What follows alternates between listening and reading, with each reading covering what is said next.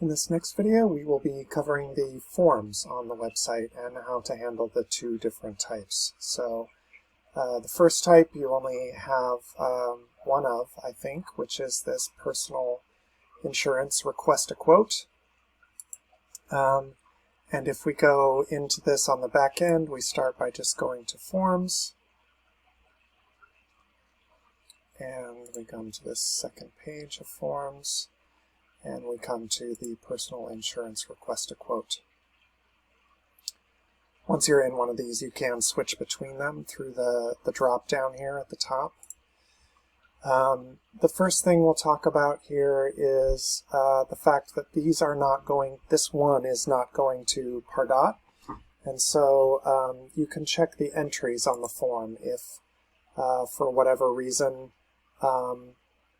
Carrie is out, or her email isn't working, or she's just not certain that she's receiving these.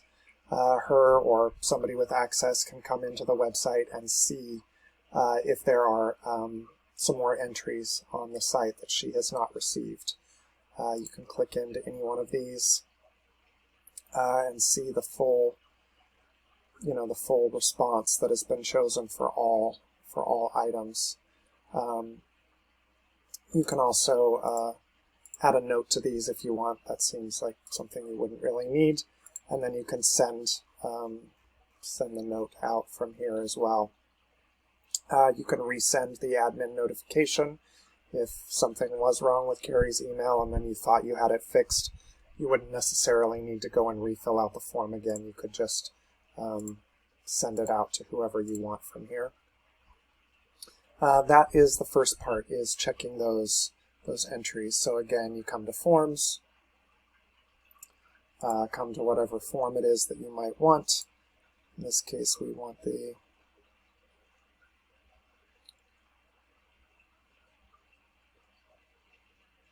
personal insurance request a quote. And then we come right here to Entries, and there are all of our entries on the site, on the form. For the others, which are tied into Pardot, if you need to create a new one or you need to edit one of these, we come to Settings and Confirmations. And then right here we edit the confirmation. And so this is the endpoint for where it sends. I think Melissa is now well aware of where to retrieve this from Pardot. This is the URL endpoint that it sends the information to. And then here is how the query string is written.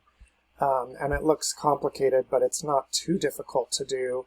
So this first part is the name of the Pardot field, and then you put the equals here, and then you choose from this list what it is that you're matching it up to, and it writes this second part for you. So if I put my cursor in here and I hit this first name, you can see it has written the first name :2 again. Then you just separate each one with an ampersand and then move on to the next field.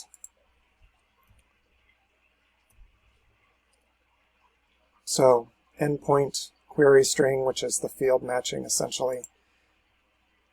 I don't want to make any changes there. And then if you want to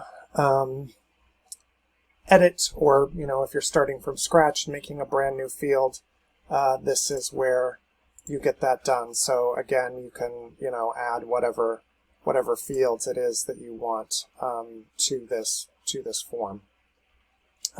This might be something that you want our help with. If you want something expanded on this, let me know. I can make more videos on it, more in-depth videos, but it seems like for now you guys are set on the forms. Thanks.